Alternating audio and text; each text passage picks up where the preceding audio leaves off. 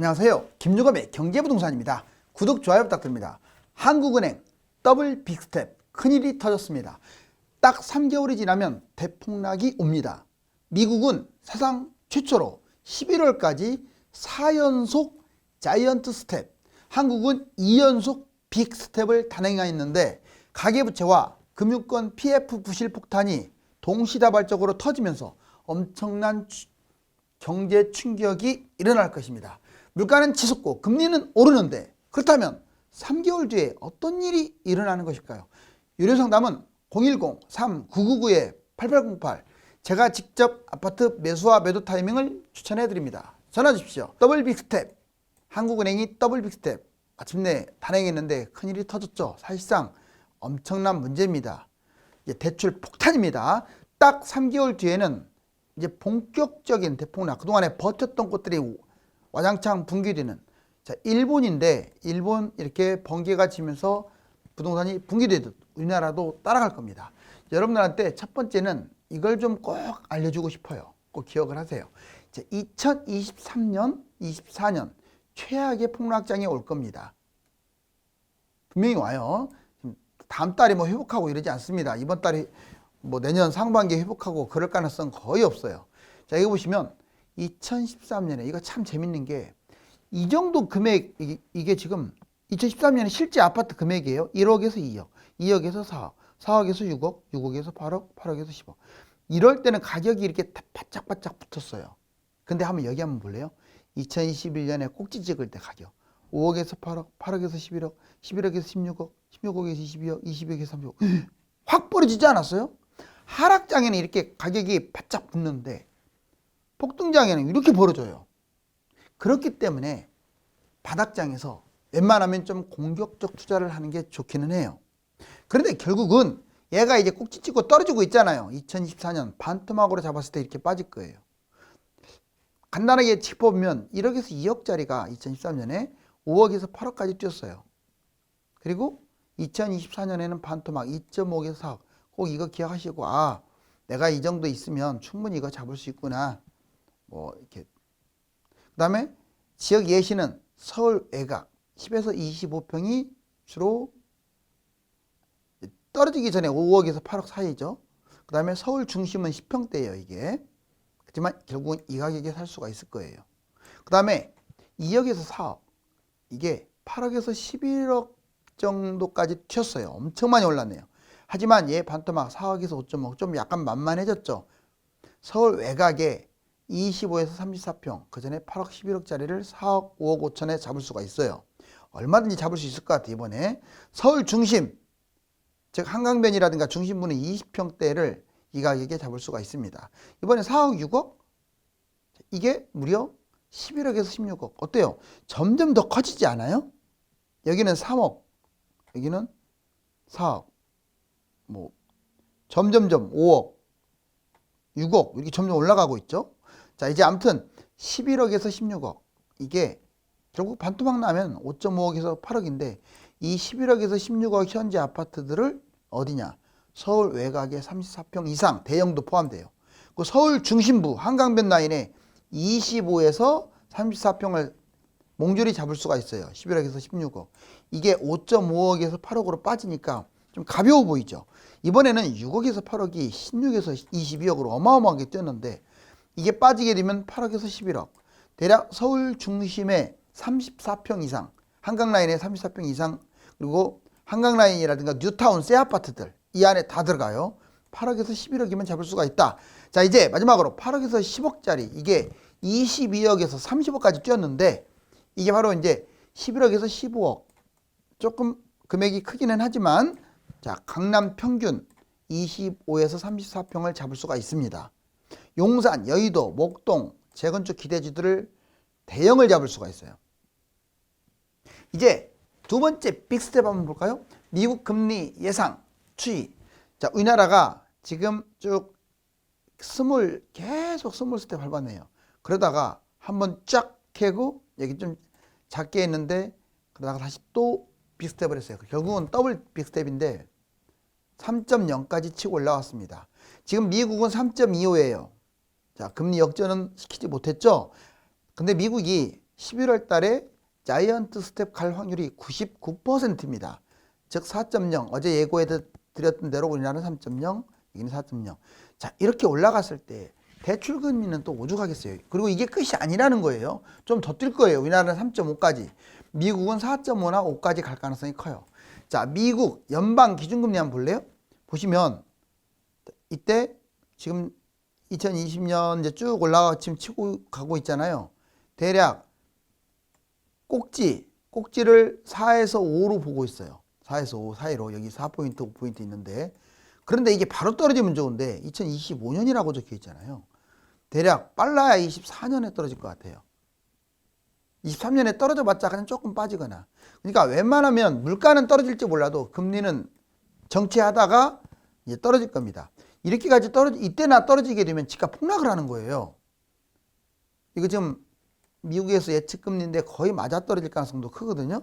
자, 분양, 미분양, 정확한 판단, 과정, 피해 분석 같이 한번 해봅시다. 자, 미분양 정확한 판단. 일단 미분양 과정을 좀 알아야 돼요. 미분양이 갑자기 뻥 터지는 게 아니라 잘 보세요. 집값이 1단계 집값 하락하니까 미분양. 두 번째, 이게 하락돼서 미분양이 증가하는 거예요. 그러면 자꾸 미분양이 늘어나니까 분양을 연기합니다. 3단계. 지금 자꾸 연기하고 있잖아요. 근데 하락장이 과연 1년 안에 끝날까요? 결국은 분양을 하는데 미분양을 줄여보려고 분양가 인하합니다. 지금 철없는 사람들이 뭐 목재가 올라가고 무슨 뭐 콘크리트 값이 올라가니까 분양가 올라간다. 천만에 만만의 말씀이에요. 이 사람들 분양가 미분양 나면 난리 나요. 그래서 분양가 분명히 인하합니다. 그래도 미분양 나겠죠. 그거로 끝나지 않아요. 분양가 인하하는데도 미분양은 날 거예요. 자, 5단계 할인 분양합니다. 30%까지 10에서 30, 40까지 하는 데도 있어요.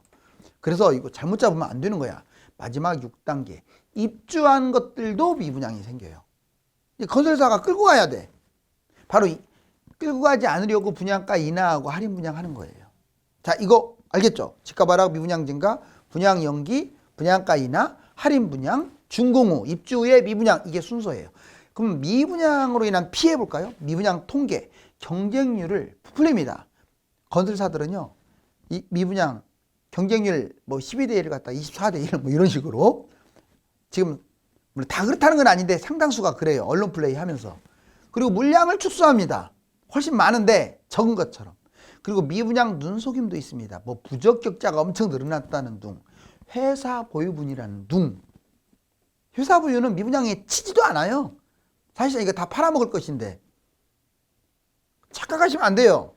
그리고 혜택으로 유혹을 합니다. 정액제, 뭐 1,000만 원이면 된다. 또는 계약금 5%, 10%면 된다. 그다음 무이자, 발코니 확장비 무료다. 얼마나 안 좋으면 이런 것들을 제시하겠어요. 취소도 안 됩니다, 여러분들. 보통 계약은 이래요.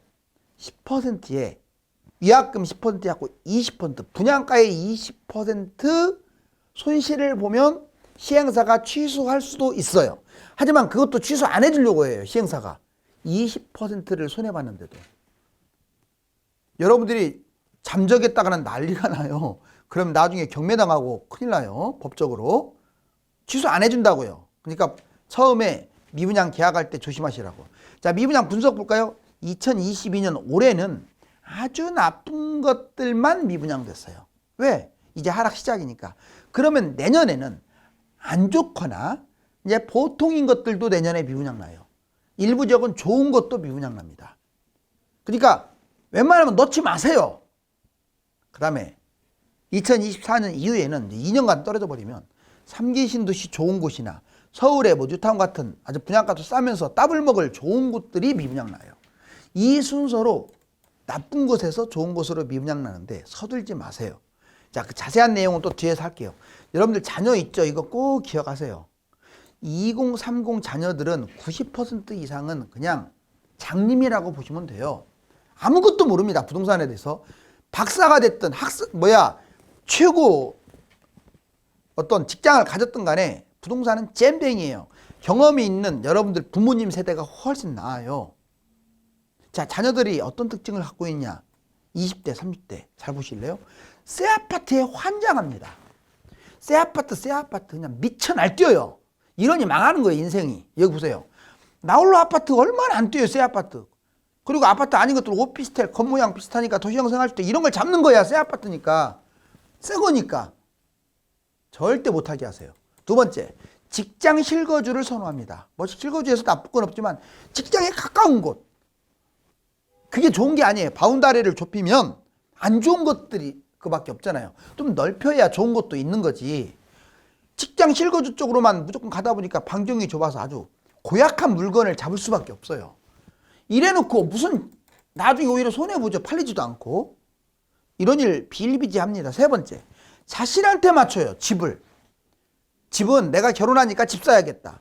또는 내가 사고 싶으니까 사야겠다. 이게 아니에요. 집값 흐름이 떨어졌을 때, 그 다음에 여러 조건이 안 좋을 때 사야 하는 건데 꼭 자기한테 맞죠. 부동산에 나를 맡겨야 하는데 보세요. 그러다 보니까 본인 상황에 따라서 매입하다 보니까 망해버리는 거예요. 그래서 작년에 연끌도 많이 했고. 더 고약한 거 네 번째, 무리하게 매입합니다. 무리하게. 자기 보통 직장 좋은 데 다니는 사람들은 자본금이 적어도 그냥 연봉 믿고 그냥 연끌해 버리는 거예요. 연봉 믿고 그냥 갭 투자하거나 무리한 매입. 결국은 집값이 떨어지게 되면 반토막 난다는 걸 경험도 안 했고 경험을 못하니까 모르죠. 상상도 안 하고 계속 뛰는 것만 봤거든. 문재인 정부 때. 막으셔야 돼요, 여러분들이. 그 다음에 타이밍 입지 진짜 무시합니다. 그런 게 어디 있어. 그냥 가면 뛰는 거지. 이거 거의 정확한데 나이 들어서 대성통곡이에요. 자, 30대 실거주로 집 샀어요. 그냥 40대 안 올라가지. 친구보다 들쪘네. 50대 60대부터 피눈물을 흘립니다. 내가 괜히 저딴 거 잡아가지고 내 친구들은 이렇게 부자가 됐는데 나만 거지가 됐다고. 왜? 평생 저금한 것보다 집값이 더 뛰었거든요. 더 뛴 정도가 아니라 집값이 평생 저금한 거에 3배를 뜁니다. 그런데 이런 식으로 하게 되면 괜히 30대 때 20대 때 이렇게 돼버리면 그냥 인생이 40, 50대까지 망해버리는 거예요. 잘못하면. 마지막으로 경험 지식이 부족해요. 고집이 되게 셉니다. 꺾지도 않아요. 부모 무시해요. 뭘 아냐고, 못 배웠다고. 제가 금방 그러잖아요. 박사가 됐든 의사가 됐든 변호사가 됐든 검사가 됐든 그 사람들은 꽝이라고. 고집 세고 인정도 안 해요. 자기 마음대로 해요. 결국은 나중에 피눈물 흘리죠. 자, 다시 말씀드리지만 그런 자녀들을 갖고 있으면 이거 보여주세요. 이제 지역별 상승 기간이 다 다른데 이거 재밌어요. 서울, 경기도 중심과 외곽, 인천. 여기 보면 자, 입지에 따라서 다르다. 그럼 좋은 입지, 나쁜 입지가 뭐냐? 좋은 입지는 항상 뛸 때 먼저 뛰어요. 그러면 속칭 비속어로 후진 곳, 좋지 않은 곳은 늦게 뛰어요. 우연히 늦게 뛰는 게 아니라 사람들이 선호를 안 하니까 나중에서 뛰는 거예요. 자, 이제 입지가 가장 좋은 곳, 예를 들어서 서울, 그 다음에 뭐 수원, 영통이 두 번째 좋다고 치고, 오산은 뭐 좋은 곳은 아니지만 아무튼 세 번째라고 치고, 자, 인천 변방이니까 네 번째라고 치자고요. 보자고요. 진짜 그렇게 뛰는지. 자, 이제 금액은 중요하지 않습니다. 여기 보시면 공덕동, 공덕 삼성라면 2차. 여기 보니까 네모박스 보니까 16년부터 자, 올라갔네요. 16년 여기. 이렇게 올라갔잖아요. 그리고 지금 이제 빠지려고 하고 있고. 거래가 안 돼서 안 빠진 걸로 됐지. 얘 이미 20% 분기됐어요. 자, 그 다음에 이번에는 수원 메탄동 보실래요? 자, 진짜 안 가죠. 여기 보세요. 얘는 여기가 안 간 게 아니라 이렇게 내려온 거예요. 이게 지금 2010년부터 빠지기 시작했고 그냥 움직이지도 않았어요. 10년 동안. 그러다가 언제 뛰느냐면 그나마 조금 빨리 2019년에 올라가네요. 여기 19년에 이렇게 올라갔죠. 그러다가 지금 떨어져서 여기까지 내려왔네요. 이 시세까지 오게 생겼어요. 지금 엄청 많이 빠졌습니다. 영통. 자, 여기서 하고 싶은 말은 얘는 19년에 뛰었는데 얘는 17년에 뛰었다 이 말이에요. 수원시가 중심지예요. 경기도에서. 자, 이번에는 외곽, 경기도 외곽 오산 지고동에 이편한 세상 오산 세교. 자, 비교적 새 건데도 불구하고 되게 못 가요. 그러다가 여기 보시면 20년이 여기거든요. 20년 하반기 거의 21년 다 돼서 그래도 20년 하반기 때 올라가요. 그래가지고 한참 올라가다가 정체돼서 지금 거래가 없으니까 이렇게 가는 거예요. 거래 있으면 뚝 떨어지는 겁니다. 살려고 하는 사람이 없으니까. 자, 그런데 여기보다도 더 많이 안 좋은 곳들. 여기 인천, 부평구, 삼산동, 삼산중공, 미래타운. 얘가 시리즈로 돼 있어서 그나마 여기서는 괜찮은 아파트인데 보세요. 엄청 횡보했네요. 징그럽게 집값 못 갔네요. 그러다가 이번에 뛰었어요. 웬걸 떨어지고 있네요. 근데 언제부터 뛰었느냐? 자, 21년부터 뛰었어요. 오히려 오산보다도 늦게 뛰었네요. 인천이 서울에서 머니까 그런 거예요. 결론적으로는 얘가 제일 좋고 얘가 두 번째 2등이고 얘는 3등이고 얘는 4등이네요. 하물며 지방이거나 이런 데는 오죽하겠어요. 그리고 늦게 뛴 것들이 늦게 떨어졌어요. 자, 이제 부동산 대폭락 활용 방법. 이것만 알아도 부동산에 대해서 좀 파악을 할 수가 있겠죠. 제대로. 핵심사항, 방법, 자본 증식. 자, 타이밍. 집값이 가장 많이 떨어진 시점에 잡아야겠죠. 여러분들이 타이밍을 못 잡으면 전문가한테 물어보세요. 두 번째, 입지. 안전하고 투자성 있는 상급지. 특히 서울. 그냥 서울이라고 생각하세요. 다른 데는 변수가 많아. 그 다음에 물건은 뭐냐? 대단지 아파트의 금매를 잡을 생각을 해야 돼요. 그 다음에 네 번째, 상황. 웬만하면 그냥 빚 없이 갭 투자하는 것보다 그냥 갭 투자를 하거나 실거주도 폐지됐으니까 빚을 좀 내서 들어가는 게 좋아요. 빚을 못 갚는다면 어쩔 수가 없지만 빚 투자도 안 하게 되면 조금밖에 안 떨어진 아파트밖에 못 잡아요. 그래서 별로 재미가 없어요. 자, 매입 방법은 자, 먼저 개입 투자, 실거주, 분양 세 가지로 나누는데 상급지 전세를 활용해 가지고 투자. 최대 수익을 얻는 것은 갭 투자입니다. 이거 뭐 투기를 주장한다? 이거 아니에요. 하락장이잖아요. 폭락장이 이거 해야죠. 폭락장에는 집을 사주는 게 애국자예요. 실거주, 두 번째 실거주는 대출 활용 반경을 좀 넓히세요. 매입 활용 반경을. 직장 근처에서만 잡으려고 하지 말고 좀 넓혀야 좋은 게 나올 거 아니야. 반경을 넓혀서 상급지를 매입하시라고. 그 다음 분양. 3기나 서울이나 지역별로 아주 좋은 데만 골라서 분양권 미분양 잡으면 돼요. 자본을 증식하려면 이렇게 하세요. 자, 분양이 앞으로 1에서 5년, 7년 동안 계속 이어지는데 꼭 오래 당첨되려고 하지 마요. 가점 나쁘다고 해서 그냥 재미삼아 넣는다. 이건 꽝이야. 그냥 최고 좋은 지역만 넣으세요. 이제는 폭락장으로 확실히 가니까. 유망 지역만 넣으라고 했어요. 3기 신도시 같은 데나 아니면 뭐 서울의 뉴타운이나 이런 데 분양권 미분양 어정쩡한데 그냥 보지도 마시라고요. 그래서 나중에 폭락장 바닥에서 이걸 잡으세요. 분양권 미분양 다 좋아요. 바닥이니까. 상급지 아파트의 금매를 잡으세요. 이걸 갭 투자로 잡는 게 좀 더 돈은 더 벌고 그 다음에 실거주도 좀 대출을 껴서 잡으세요. 자, 투자 목적일 때는 갈아타기 무조건 해야 합니다. 그냥 내가 갖고 있는 거에 끝까지 살고 있는 사람은 꽝이야, 꽝. 내 것이 서울에 약 몇백만 개 중에서 제일 좋은 거 아니잖아요. 그럼 몇백만 개 중에서 좋은 곳으로 갈아타야죠. 자, 그 다음에 추가 매입하세요. 2주택이면 어떻습니까? 일시적 2주택이 되더라도 아니 또 세금 내면 어때요? 뛰는데. 자녀 매입을 하세요. 꼭 자녀 매입을 이때 안 하면 언제 해주려고요? 나중에 돈으로 3억 주려고 하면 허리가 쉬어요. 그냥 1억으로만 해줘도 집값이 5억 뛸 텐데 뭐 5억 준 거나 똑같잖아요. 그리고 1 플러스 1, 1 플러스 2, 즉 입주한 거 하나 갖고 있고 미분양 분양권을 하나 더 잡는 방법도 있어요. 여기 보시면 늦게까지 버틴 곳들은 나중에 버틴 만큼 폭락합니다. 자, 서울 부동산 40% 고평가, 부동산 버블 터질까? 늦게 버틴 곳들 안 좋다고 그랬어요. 종합적으로. 지역별로 가격이 높고 많이 뛴 부동산이 많이 빠지고 2021년 이후부터는 늦게 뛴 것들이네. 지금까지 뒤늦게 뛴 것들이 지금 늦게 떨어졌어요. 특히 광역시로 따지면 부산, 광주. 그리고 지방으로 따지면 이제 수도권으로 따지면 수도권 외곽. 여기가 늦게 뛰었잖아요. 1년 하락하면요. 40%. 3년 하락하면 50%. 지금부터 이렇게 많이 빠져요. 지역별로 지금 서울, 강남, 서초, 용산이 늦게 떨어졌는데 지금 거품 폭등한 곳들이 지금 막 빠지고 있어요. 수도권도 1기 신도시가 늦게 떨어졌는데 지금 바닥 없이 추락합니다.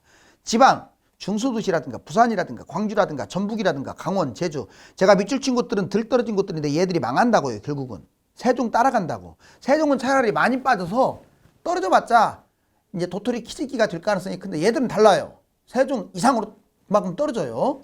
유형별, 재건축 기대주, 규제 완화 기대감으로 버티다 폭락 중이에요. 재개발 이슈로 버티다 폭락 중. GTX 신도시, 지나친 폭등으로 최근 폭락 중이에요. 세계 주요국 2023년 경제성장과 물가 전망 여보세요. 자, 올해보다 이게 2022년이야. 이거 23년이고. 세계 봤더니 3.2가 2.7로 내년이 더 안 좋아요. 그러니까 주가 못 갈 가능성이 커요. 부동산도. 미국 1.62, 1.0. 그 다음에 유로존 3.12, 0.5. 너무 많이 빠지죠. 이거 지금 에너지 문제 때문에 그래요. 유로존이. 그 다음에 우리나라도 2.62, 2.0으로 내려왔어요. 여기 물가 상승률을 보실래요? 자, 2020년 8월. 21년이나 2년의 정점을 찍고 쭉 내려오는데 거의 4년, 23년 말일 12월 달이나 4년 돼야 이렇게 내려오는 거예요. 원래 0에서 출발했잖아요. 0에서 출발했던 게 이렇게 오는 거예요. 결론적으로 2년간은 좀 자산이 못 올라갈 가능성이 조금은 높다. 집 살 사람 완전 실종됐네요. 서울 9년 만에 최저. 여기 보시면 PIR 좀 떨어지고 있어요. 집값이 이렇게 떨어지고 있으니까. 떨어지고 있죠? 이건 소득입니다. 이제 어디까지 떨어질지 한번 지켜보자고요. 이렇게 계속 올라가기만 해다가 떨어지고 있다. 자, 그리고 여기 보면은 강남 상구도 차별화 같은데 송파구가 제일 많이 폭락을 하다가 이제 강남구하고 서초구가 따라갑니다. 근데 여러분들 먼저 떨어지는 것은 이렇게 같지만 나중에는 결국은 이렇게 같이 만나요. 강남이라고 좋다고 안 떨어진다고요? 더 많이 떨어져요. 금액으로는. 자, 서울 매수우위 지수. 지금 60에서 20이 뭡니까? 이건 2013년보다 더 안 좋네요. 여기 보면 부동산 PF 프로그램으로 좀 대출 엄청 많이 해줬어요. 담보대출도 아니고. 그러니까 특히 비은행권, 증권사라든가 보험사 이거 잘못하면 망하게 생겼어요. 또는 제2금융권이거나. 은행도 결코 안전하지는 못합니다. 지금 부실 뇌관 경고등 터졌잖아요. 이거 지금 미분양 개수예요. 서울도 610개, 뭐 인천 쭉 늘어난 거 보세요. 전국적으로. 특히 경상북도 대구하고 여기가 아주 심각하죠. 지금 지옥의 손들이 막 올라가네요. 살려달라고. 아비 규환. 이 상황이 터지기 전에 우리는 준비를 해야 합니다. 이제 집값은 국내 문제를 완전히 벗어났습니다. 주요 국가의 물가, 금리, 위험자산, 경제 성장률 등이 집값의 핵심 변수로 자리 잡았고 국내에서는 270만 가구 공급이 대형 악재로 자리 잡고 있습니다. 감사합니다.